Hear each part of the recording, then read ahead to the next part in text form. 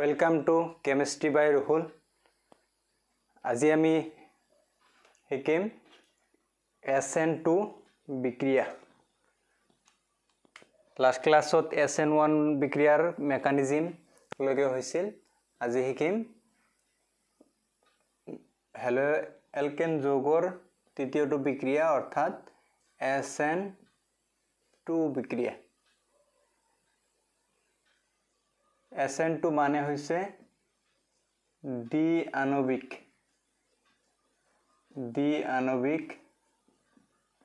নিউক্লিওফিলীয় প্রতিস্থাপন বিক্রিয়া। এটো হৈছে SN2 বিক্ৰিয়াৰ সম্পূৰ্ণ অৰ্থ। তে SN2 বিক্ৰিয়াত আমি SN1 বিক্ৰিয়াত কি পাইছিলো ৰেচিমিয় মিশ্ৰ পদাৰ্থ পাইছিলো যিবিলাকে আগৰ ভিডিওটো চোৱা নাই হেবিলাকে আগৰ ভিডিওটো চাব পাৰা। এতে SN2 বিক্ৰিয়াত এটা উদাহৰণ লও simply CH3Cl plus suppose aqueous KOH এটোৰ হৈতে বিক্ৰিয়া কৰিব দিয়া হৈছে। বিক্ৰিয়া কৰিলে কি হ'ব এনেকুৱা এটা বিক্রিয়াজাত পদার্থ উৎপন্ন হ'ব প্লাস KCl বাই প্রোডাক্ট হ'ব। এতে এই বিক্রিয়াটো এটা নিউক্লিওফিলীয় প্রতিস্থাপন বিক্রিয়া কারণ এই বিকারকটোত ধনাত্মক আৰু ঋণাত্মক পাৰ্ট আছে। এটো ঋণাত্মক পাৰ্ট। এতে এই ঋণাত্মক পাৰ্টটো এপিন দি আহিব কিন্তু একচুয়ালি এনেকুৱা আহিব নোৱাৰে কাৰণ এটো সন্মুখী আক্ৰমণটো নিউক্লিওফাইলৰ দ্বাৰা সম্ভৱ নহয় কারণ nucleophile itself is a negatively charged halogen পরমাণুটো কি এটা negatively charged particles অর্থাৎ দুয়োটাই একে আদান বিশিষ্ট গতিকে এই নিউক্লিওফাইলটো এই পিনে দিয়ে কি কৰিব আক্ৰমণ কৰিব আৰু লগে লগে এনেকুৱা এটা বিক্ৰিয়াজাত পদাৰ্থ উৎপন্ন হ'ব। গতিকে আমি এই বিক্ৰিয়াটোৰ যদি মেকানিজম অধ্যয়ন কৰো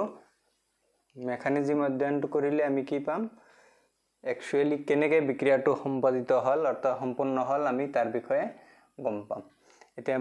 দেৰি নকৰি মেকানিজম আৰম্ভ কৰি দিও। এটা মেকানিজমত প্ৰথমতে কি আহিব দশা 1 অর্থাৎ SN1 বিক্রিয়াটো দুটা দশাত হৈছিল কিন্তু SN2 বিক্রিয়াটো কি হ'ব এটা দশাতে সম্পন্ন হ'ব। যে অর্থাৎ এইটো আমি হ্যালোএলকেন লৈছো CH3Cl প্লাস আমাৰ নিউক্লিওফাইল যেটো এটো লৈছো। এটো ললে কি হ'ব নিউক্লিওফাইলে যেহেতু পশ্চাৎমুখী দিশৰ পৰা আক্ৰমণ কৰিব তেতিয়া এটা মধ্যবৰ্তী যৌগ উৎপন্ন হ'ব অৰ্থাৎ এটো OH লেফট সাইডে দি অৰ্থাৎ কাৰ্বনৰ পিছপিন দি আহিব আৰু এটো Cl এটো হাইড্ৰোজেন তিনিটা হাইড্ৰোজেন আছিল কাৰ্বনৰ লগত হেনুকাই থাকিব আৰু এই স্টেটটো কোৱা হয় অৰ্থাৎ এই অৱস্থাটো কোৱা হয় মধ্যবৰ্তী অৱস্থা। নেক্সট স্টেপত কি হ'ব জাস্ট এই বিক্ৰিয়াটো নেক্সট স্টেপত দেখুৱাইছো। নেক্সট স্টেপত আহিব এই Cl2 গুছি যাব। কিয় গুছি যাব কাৰণ কাৰ্বনৰ ব্যালেন্সি 1 2 3 4 5 হৈ আছে। যেতিয়া এটা নতুন পদাৰ্থ এটা আহিল তেতিয়া এই কাৰ্বনৰ আৰু Clৰ মাজৰ বান্ধনীটো কি হ'ব দুস্থিত হৈ যাব অর্থাৎ আনস্টেবল হৈ যাব অর্থাৎ এই ইলেক্ট্রনটো ইয়াতে ট্রান্সফার হ'ব কারণ কার্বনতকে ক্লোৰিনৰ বিদ্যুৎ ঋণাত্মকতা বেশি ইলেক্ট্ৰোনেগেটিভিটি বেশি সেই কাৰণে নিজৰ পিনে ইলেক্ট্ৰন টানি লৈ যাব আৰু এটা নতুন এনেকুৱা বিক্ৰিয়াজাত পদাৰ্থ উৎপন্ন হ'ব। লগতে আমাৰ কি উৎপন্ন হ'ব Cl- যেহেতু আমাৰ ইলেক্ট্ৰোফাইল হিচাপে K আছিল গতিকে আমি K বিক্ৰিয়াজাত পদাৰ্থ হিসাবে আমি ইয়াতে বৰ্জিত গ্ৰুপ হিসাবে পাম আৰু এইটো কোৱা হয় SN2 বিক্ৰিয়া। এতিয়া আমি আলোচনা কৰিব গৈ আছো SN2 বিক্ৰিয়া আৰু SN1 বিক্ৰিয়া অৰ্থাৎ এইটো এটা দশাতে সম্পূৰ্ণ হয় যদিও এটা দুটা স্টেপ দেখুৱা হৈছে কিন্তু এইটো এটা স্টেপতে হোৱা বিক্ৰিয়া অৰ্থাৎ SN2 বিক্ৰিয়াটো কি হয় এটা স্টেপত সংঘটিত হয়। এতিয়া আমি কি কৰিম SN1 আৰু SN2 বিক্ৰিয়াৰ মাজৰ কিছুমান পয়েন্টস ইম্পৰ্টেন্ট পয়েন্টস আমি এৰি থৈ আহিছো সেইখিনি আমি আলোচনা কৰিম। এতিয়া SN1 versus কি কৰা হ'ব SN2 এতে SN1 বিক্ৰিয়াত ক্ৰম হ'ব কিমান SN1 বিক্ৰিয়াৰ ক্ৰম হ'ব 1 অৰ্থাৎ এটো কৰ পৰা আহিব এটো আহিব বিক্ৰিয়াৰ গতিবেগ v আখৰেৰ দ্বাৰা বুজায় কে হেলোএলকেনৰ গাঢ়তাৰ ওপৰত নিৰ্ভৰ কৰিব কেৱল আৰু ইয়াতে SN2 বিক্ৰিয়াত পাম আমি কি ক্ৰম হ'ব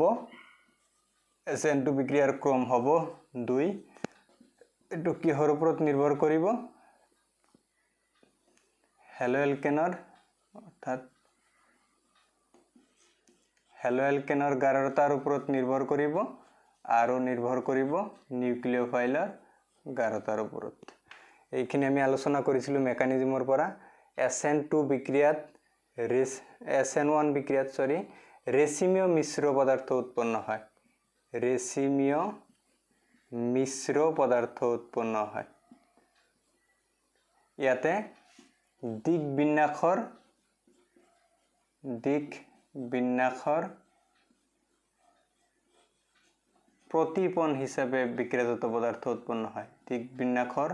प्रतिपन हिसाबे विक्रियाजात पदार्थ उत्पन्न হয় 3 नम्बर पॉइंट की पाम सक्रियतार क्रम बहुत important एटु point last point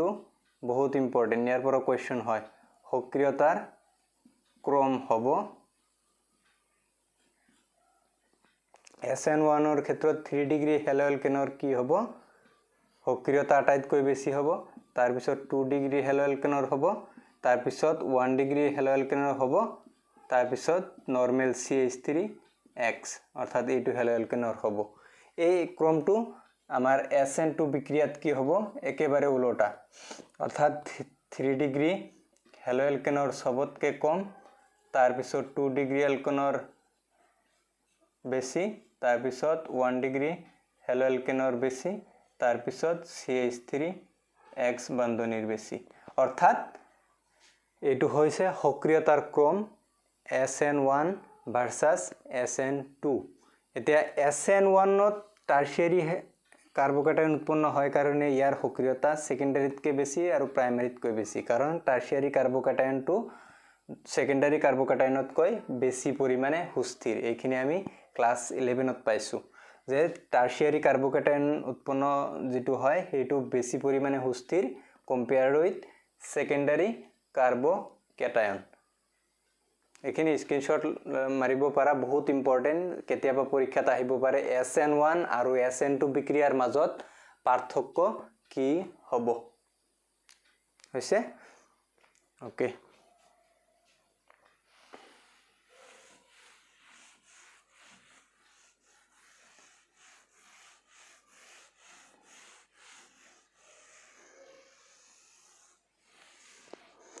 next आरंभ करिम आमार आरो एटा पार्ट আছে हेलो एरिन जेतु चैप्टारটোৰ নাম আছিল हेलो एल्केन আৰু हेलो एरिन কেনেকুৱা যৌগ অৰ্থাৎ অ্যাৰোমেটিক যৌগৰ পৰা এক বা ততোধিক হাইড্ৰোজেন পৰমাণু হ্যালোজেন পৰমাণুৰ দ্বাৰা হ্যালোজেন পৰমাণু কেটা ক্লোৰিন ক্লোৰিন ব্ৰোমিন আয়োডিন একেটা পৰমাণুৰ দ্বাৰা প্ৰতিস্থাপিত কৰিলে যি নতুন যৌগটো উৎপন্ন হয় তাক কোৱা হ'ব হেলো এৰিন এতিয়া x মানে ফ্লোৰিন ক্লোৰিন বহাই দিলে আহি যাব গতিকে হেলো এৰিন আমি পাই যাম এতিয়া এনেকুৱা হেলো এৰিনৰ আমাৰ সিলেবাসত দিয়া আছে প্ৰস্তুত প্ৰণালী এতিয়া আমি প্ৰস্তুত প্ৰণালীৰ বিষয়ে শিকিম प्रस्तुत प्रणाली एटाই আছে সিলেবাসত बहुत इम्पोर्टेंट रिएक्शन नंबर 1 सेंडमेयरर বিক্ৰিয়াৰ দ্বাৰা सेंडमेयरर বিক্ৰিয়াৰ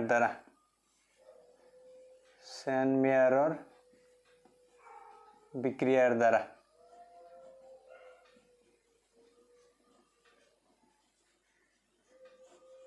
অৰ্থাৎ সেনমেয়াৰে কি কৰেছিল হেলো এৰিন যৌগৰ এটা প্ৰস্তুত প্ৰণালী আৱিষ্কাৰ কৰিছিল যাক সেনমেয়াৰ বুলি কোৱা হয় এতিয়া সেনমেয়াৰ হৈছে এৰোমেটিক প্ৰাইমাৰী এমাইন কি লাগিব এৰোমেটিক প্ৰাইমাৰী এমাইন অৰ্থাৎ এনিলিন সাধাৰণ নাম এইটো যৌগৰ এনিলিন এনিলিন যৌগক কি কৰা হৈছিল সোডিয়াম নাইট্ৰাইট আৰু হাইড্ৰাইচিডৰ মাজত NaNO2 + HX এই বিকাৰকক এক নিৰ্দিষ্ট উষ্ণতাত উত্তপ্ত কৰিলে প্ৰথমতে বেনজিন ডাইজোনিয়াম হ্যালাইড উৎপন্ন হয় এই ডাইজোনিয়াম হ্যালাইডক আকৌ কিউপ্ৰাছ হ্যালাইড বিক্ৰিয়া কৰিব দিলে আমি কি পাম হেলোএৰিন যৌগ পাম আৰু বাকিখিনি বাই প্ৰডাক্ট হৈ যাব এইটো বিক্ৰিয়াক কোৱা হয় এনিলিন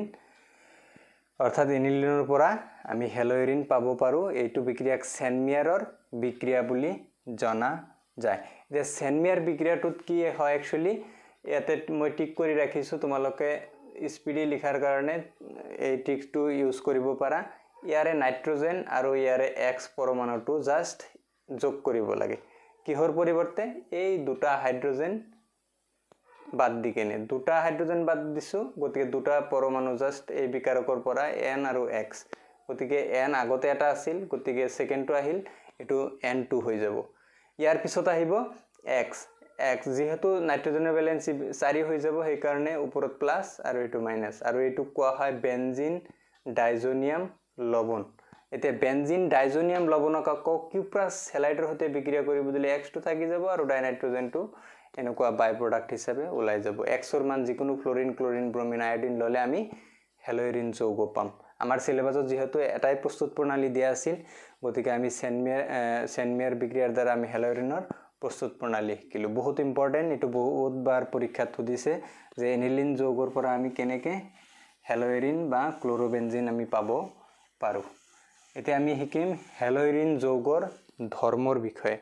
এতিয়া হেলোএৰিনৰ ধৰ্মত কেৱল সিলেবাসত আমাক দিয়া আছে ৰাসায়নিক ধৰ্ম এতিয়া ৰাসায়নিক ধৰ্ম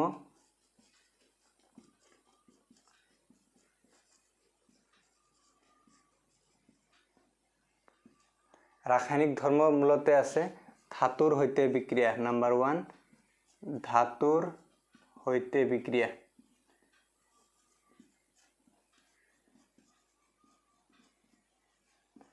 ধাতুৰ সৈতে বিক্ৰিয়া এটা ধাতুৰ সৈতে বিক্ৰিয়া কি ধাতু অৰ্থাৎ ইয়াতে আমি লগাই দিব পাৰো সোডিয়াম ধাতুৰ সৈতে বিক্ৰিয়া এটা হেলোএৰিন যৌগই সোডিয়াম ধাতুৰ সৈতে বিক্ৰিয়া কৰি প্ৰথমতে এটো বিক্ৰিয়াৰ নাম হৈছে ফিটিক বিক্ৰিয়া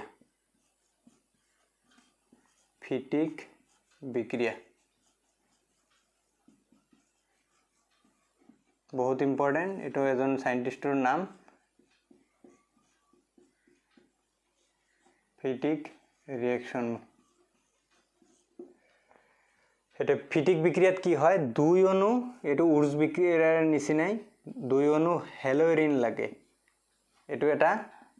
আৰু দুটা সোডিয়াম লৈছো এটো উৰ্জ বিক্ৰিয়াৰ দৰে দুই অণু হেলোএৰিন যৌগক সোডিয়াম ধাতুৰ সৈতে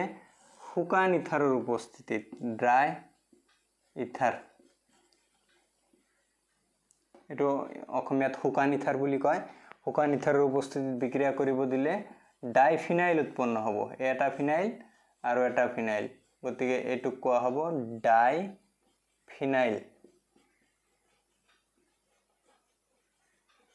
ডাইফিনাইল যৌগ উৎপন্ন হ'ব আৰু বাই প্ৰডাক্টটো কি হ'ব দুটা সোডিয়াম আৰু দুটা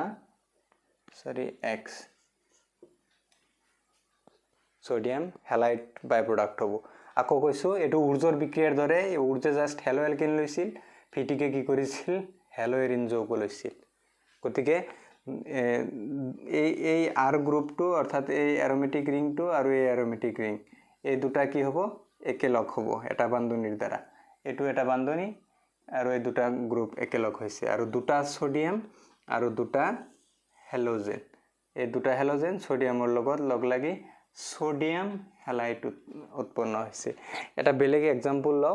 ফিটিক বিক্ৰিয়াটো বুজাৰ কাৰণে যেহেতু এটো বহুত ইম্পৰ্টেন্ট এটা বিক্ৰিয়া হেলোএৰিন যৌগৰ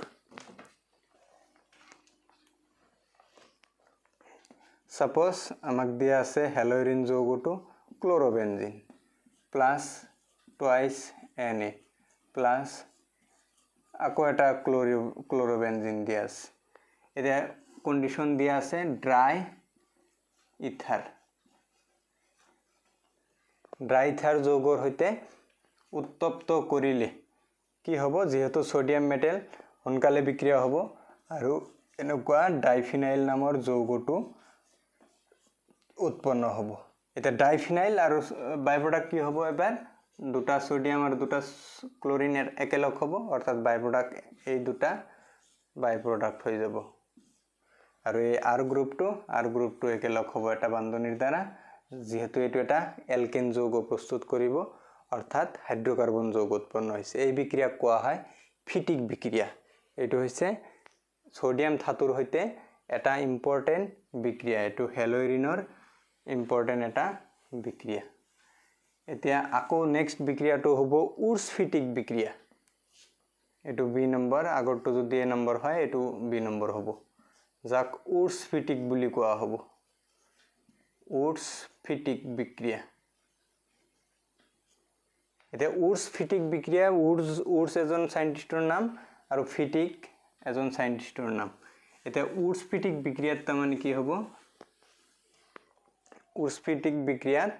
উৰ্জৰ এটা পাৰ্ট উৰ্জে কি লৈছিল হেলো এলকেন লৈছিল গতিকে হেলো এলকেন কাৰ সৈতে বিক্ৰিয়া যেহেতু সোডিয়াম ধাতুৰ সৈতে বিক্ৰিয়া আৰু ফিটিকৰ এটা পাৰ্ট হ'ব হেলোইৰিন এটো হেলোইৰিন লৈছো হুকান ইথাৰৰ উপস্থিতিতে বিক্ৰিয়া হ'ব আলটিমেটলি এই R গ্ৰুপটো আৰু এটো একেলগ হ'ব এটা বান্ধনীৰ দ্বাৰা এটো হেলোইৰিনৰ পাৰ্ট আৰু এটো বান্ধনী ইয়াতে যি থাকিব হেই লগাব লাগিব অৰ্থাৎ এলকাইল বেনজিন উৎপন্ন হ'ব প্লাছ টুৱাইছ সোডিয়াম হ্যালাইড এতিয়া আৰু ঠাইত আমি যদি নেক্সট एग्जांपल লও এটো আৰু ক্লিয়াৰ কৰি দিছো আৰু এটা एग्जांपल লৈ সাপোজ আৰু ঠাইত CH3 CH2 আছে আৰু Xৰ ঠাইত আছে Cl আছে নেক্সট এটো Xৰ ঠাইত এটো যেহেতু হেলোইৰিন এটো Cl হ'ব লাগিব সোডিয়াম তো সোডিয়ামে থাকিব কাৰণ সোডিয়াম ধাতুৰ সৈতে বিক্ৰিয়া এতিয়া হুকান ইথাৰৰ উপস্থিতিত বিক্ৰিয়া কৰিব দিলে এই বান্ধনীটো ভাঙিলে ইয়াৰ পৰাই জোৰা হ'ব যেহেতু এটো CH2 CH3 এনেকুৱা নহয় যে CH3 পৰা কানেকশন হ'ব এই ইয়াতে CH2 হ'ব লাষ্টত CH2 কাৰণ এই বন্ডটো ভাঙিছে এই বন্ডটো কি হৈছে জোৰা হৈছে এতিয়া বাকি Na আৰু Cl বাই প্ৰডাক্ট এতে Xৰ ঠাইত জাস্ট Cl লিখি দিলে আমাৰ হৈ যাব অৰ্থাৎ ইথাইল বেনজিন নামৰ যৌগটো উৎপন্ন হ'ব এটো আছিল উৰ্ছ ফিটিক বিক্ৰিয়া এটো হল ধাতুৰ সৈতে হেলোইৰিন যৌগৰ ইম্পৰ্টেন্ট এটা বিক্ৰিয়া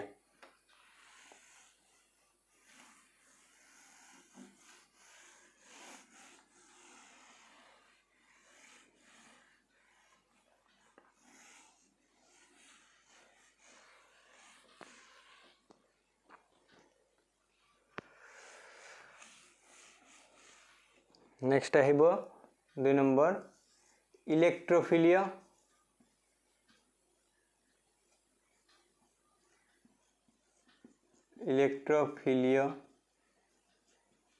प्रतिस्थापन বিক্ৰিয়া আগতে পাইছিল নিউক্লিওফিলিয়া प्रतिस्थापन বিক্ৰিয়া এবাৰ পাম ইলেক্ট্ৰোফিলিয়া प्रतिस्थापन বিক্ৰিয়া ইলেক্ট্ৰোফিলিয়া प्रतिस्थापन বিক্ৰিয়া মূলতে 4 প্ৰকাৰৰ আমি মোট 4 প্ৰকাৰৰ পাম তাৰে এ নম্বৰ হ্যালোজেনেশন বিক্ৰিয়া বহুত ইম্পৰ্টেন্ট আৰু একেবারে ইজি হ্যালোজেনেশন বিক্রিয়া এতিয়া হ্যালোজেনেশন বিক্রিয়াত কি হ'ব হ্যালোজেন পরমাণু যোগ হ'ব অর্থাৎ X মূলক এটা কি হ'ব যোগ হ'ব কত অর্থ আৰু পাৰা অৱস্থানত এতিয়া যেহেতু আমি অৰ্থ পাৰা চিনি নাপাও জাস্ট উদাহৰণ এটা লম তাৰ পিছত অৰ্থ পাৰা কেনেকুৱা হয়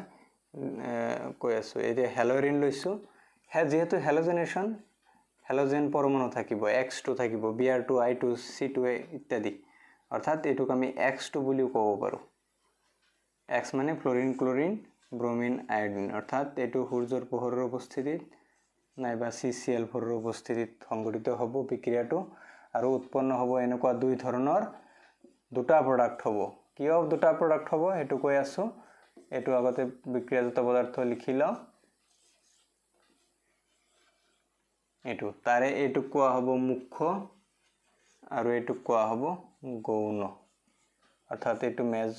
মেজৰ এইটো মাইনৰ এতিয়া হেলোজেন পৰমাণু এটা অৰ্থ পাৰা নিৰ্দেশীমূলক হেলোজেন পৰমাণু যিকোনো হেলোজেন পৰমাণু এটা অৰ্থ পাৰা নিৰ্দেশীমূলক অৰ্থাৎ এই মূলকটোৱে যেটো নতুনকে আহিব গ্ৰুপ বা মূলক সেই মূলকটো কেৱল 2 নং কাৰ্বন আৰু 4 নং কাৰ্বনত যেহেতু এটো কাৰ্বন 1 এটো কাৰ্বন 2 কাৰ্বন 3 কাৰ্বন 4 এটা অৰ্থ পাৰা আৰু মেটা কাক কয় এটা ফাৰ্স্ট ইয়াৰত এটা কনসেপ্ট আছিল C1 C2 যদি কোনো মূলক থাকে তেতিয়া হলে তাক কোৱা হ'ব অৰ্থ C1 আৰু C3 থাকিলে কোনো মূলক থাকিলে তাক ক'ব মেটা এটোক মেটা বুলি কয় এটোক অৰ্থ বুলি কয় C1 আৰু C4 যদি কোনো মূলক থাকে তাক কোৱা হ'ব পাৰা এতিয়া অৰ্থ পাৰা আৰু মেটা এতিয়া কাৰ্বন 1 আৰু কাৰ্বন 2 মূলক আছে গতিকে এটোক অৰ্থ ক'ব কাৰ্বন 1 আৰু কাৰ্বন 4 এটো 2 এটো 3 এটো 4 গতিকে কাৰ্বন 4 ত আছে Cl গতিকে কাৰ্বন 1 আৰু কাৰ্বন 4 ৰ মাজত থাকিলে তাক ক'ব পাৰা গতিকে পাৰা সদায় কি হ'ব ইলেক্ট্ৰফিলীয় প্ৰতিস্থাপন বিক্ৰিয়াত গোটেইকেইটা বিক্ৰিয়াতে কি হ'ব মুখ্য হ'ব পাৰা যেটো সেই বিক্ৰিয়াজাত পদাৰ্থটো মুখ্য বিক্ৰিয়াজাত পদাৰ্থ হ'ব এতিয়া এটো হল হেলোজেনেশন কি লিখলো x মূলক যোগকৰণ অৰ্থাৎ ইয়াৰে পৰা যি হেলোজেন দুটা থাকিব সেই হেলোজেন দুটা 2 নং কাৰ্বনত হ'ব আৰু 4 নং কাৰ্বনত হ'ব দুটা বিক্ৰিয়াজাত পদাৰ্থ হ'ব আৰু ইয়াক কোৱা হ'ব হেলোজেনেশন বিক্ৰিয়া কি যোগ কৰিব লাগিব x মূলক অৰ্থাৎ x গ্ৰুপ যেটো থাকিব ফ্লোৰিন থাকে ক্লোৰিন থাকে যি থাকে সেই পৰমাণুটো যোগ কৰিলে হেলোজেনেশন বিক্ৰিয়া বুলি কোৱা হয় এতিয়া হেলোজেনেশন বিক্ৰিয়া হল এতিয়া জাস্ট মই শৰ্টকাট কৰিম নেক্সট হল নাইট্ৰেশন বিক্ৰিয়া বি নম্বৰ হ'ব নাইট্ৰেশন বিক্ৰিয়া ইলেক্ট্ৰফিলীয় প্ৰতিস্থাপন বিক্ৰিয়া মূলতে 4 প্ৰকাৰ নাইট্ৰেশন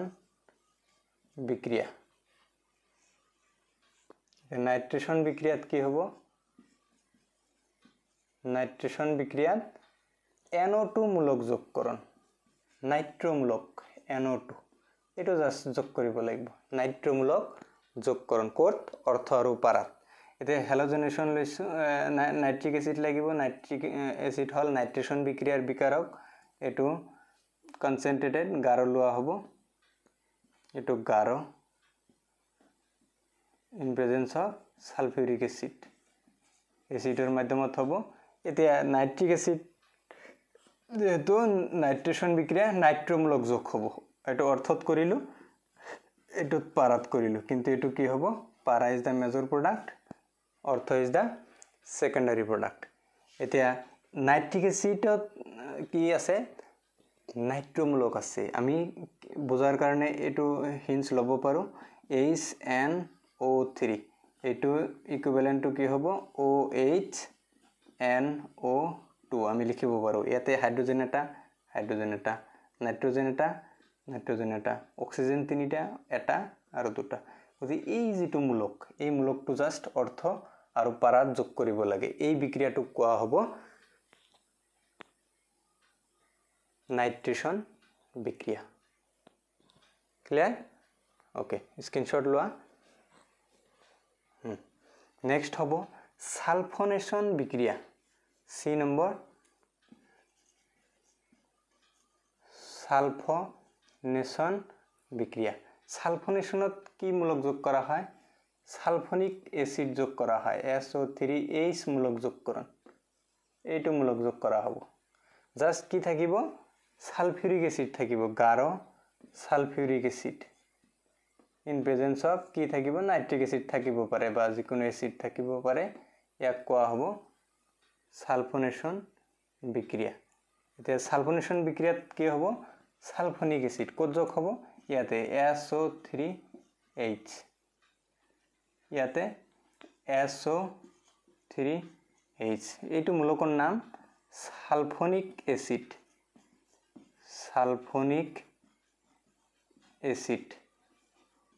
এই সালফনিক এসিডটো কি হ'ব অৰ্থ আৰু পাৰাত হ'ব পাৰা এই ক্ষেত্ৰতো কি হ'ব মুখ্য বিক্ৰিয়াজাত পদাৰ্থ এটা সালফিউৰিক এসিডক আমি এনেকে লিখিব পাৰো H2SO4 সালফিউৰিক এসিডক OH আৰু SO3 H হিচাপে লিখিব পাৰো দুটা হাইড্ৰোজেন এটা আৰু এটা দুটা সালফাৰ সালফাৰ এটা O চাৰিটা O তিনিটা আৰু O এটা চাৰিটা অৰ্থাৎ এই মূলকটো কি কৰা হয় অৰ্থ আৰু পাৰাত যোগ কৰা হয় ইয়াক কোৱা হয় সালফোনেশন বিক্ৰিয়া নেক্সট এটো স্ক্ৰিনশট লোৱা নেক্সট আহিব ডি নম্বৰ আহিব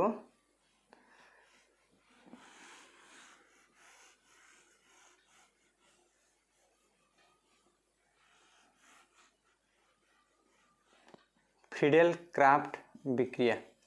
এটো ডি নম্বৰ ফিডেল এজন সাইন্টিস্টৰ নাম ফিডেল ক্ৰাফ্ট বিক্ৰিয়া ফিডেল ক্ৰাফ্ট বিক্ৰিয়াত কি হ'ব দুই প্ৰকাৰৰ হেলোজেনেশন হেলোইৰিন এলকাইল গ্ৰুপ লোৱা হ'ব এলকাইল ক্লোৰাইড আছে সাপোজ এটো জাস্ট অনাৰ্দ্ৰ এলুমিনিয়াম ট্ৰাইক্লোৰাইডৰ উপস্থিতিত হ'ব জাস্ট ইয়াতে R গ্ৰুপটো যোগ কৰা হ'ব কত অৰ্থ আৰু পাৰাত এই ক্ষেত্ৰত কি হ'ব পাৰাত যোগ কৰিব লাগিব গতিকে আমি পাৰাটোক মুখ্য বুলি কম আৰু এটুক গৌণ বুলি কম এটুক কয় ফিডেল ক্ৰাফ্ট এলকাইলেশন বিক্ৰিয়া এই বিক্ৰিয়া এলকাইলেশন বিক্ৰিয়া বুলি কোৱা হয় ফিডেল ক্ৰাফ্ট এলকাইলেশন কাৰণ এলকাইল মূলকহে যোগ হয় ইয়াতে কি মূলক যোগ হ'ব R মূলক যোগকৰণ এলকাইল মূলক R মানে ইথাইল মিথাইল প্ৰোপাইল এবিলাক এলকাইলেশন বিক্ৰিয়া বুলি কোৱা হ'ব ইয়াৰ পিছত আহিব এসাইলেশন বিক্ৰিয়া ফিডেল ক্ৰাফ্ট এসাইলেশন বিক্ৰিয়া এসাইল হেলাইড থাকিব CO গ্ৰুপ এটা জাস্ট লাগিব ইয়াৰ লগত বাকি একো নাই এটো Cl বাদ দিকেনে জাস্ট এটো পাৰ্ট লগাই দিম ইয়াতে জাস্ট CO পাৰ্টটো লগাই দিম ইয়াতে জাস্ট CO বন্ড এটো গ্ৰুপ এটোৰ এটা বেলেগ এটা উদাহৰণ লম এটো কোৱা হয় ফিডেল ক্ৰাফ্ট এসাইলেশন বিক্ৰিয়া এসাইল হেলাইডৰ পৰা আহে এসাইল মূলকটো এসাইলেশন ইয়াতে কি গ্ৰুপ লগোৱা হ'ব RCO এই গ্ৰুপটো লগোৱা হ'ব অৰ্থ আৰু পাৰাত এটো আকৌ নতুন এটা एग्जांपल লৈছো আৰু ক্লিয়াৰ হ'ব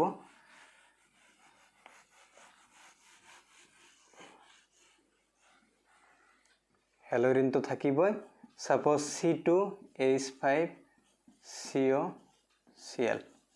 এটোৰ উপস্থিতিত আছে অনাৰ্ধ এলুমিনিয়াম ট্ৰাইক্লোৰাইডৰ উপস্থিতি বিক্ৰিয়াটো হৈছে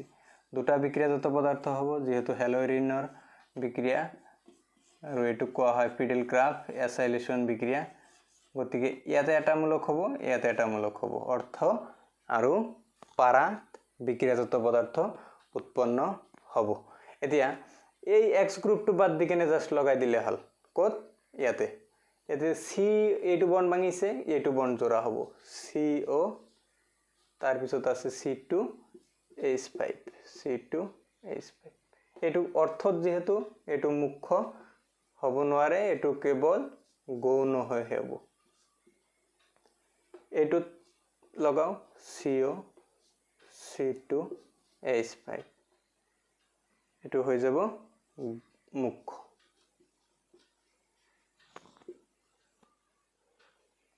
হৈছে এটো হৈ যাব মুখ্য মই এটো অলপ ওপৰত লিখিছো এটো হৈ যাব CO C2H5 অৰ্থাৎ এটো কোৱা হ'ব মুখ্য মেজৰ পিছত অৰ্থাৎ পাৰা বিক্ৰিয়াজাত পদাৰ্থ হল মুখ্য বিক্ৰিয়াজাত পদাৰ্থ গতি এইখিনি আছিল হেলোৰিন যৌগৰ আটাইতকৈ ইম্পৰ্টেন্ট বিক্ৰিয়া আৰু দুটাই বিক্ৰিয়া আছিল ইলেক্ট্ৰফিলিয় প্ৰতিস্থাপন বিক্ৰিয়া আৰু তোমাৰ সোডিয়াম ধাতুৰ হৈতে বিক্ৰিয়া এখিনি স্ক্ৰিনশট লব পাৰা আমি নেক্সট ক্লাছত নতুন এটা চেপ্টাৰ শিকিম এইটো চেপ্টাৰ মোটামুটি মূল বিক্ৰিয়া গোটেইখিনি কমপ্লিট কৰিলো গতিকে ভিডিঅ'বোৰ যিমান পাৰা ফ্ৰেণ্ডৰ মাজত শ্বেয়াৰ কৰিবা ধন্যবাদ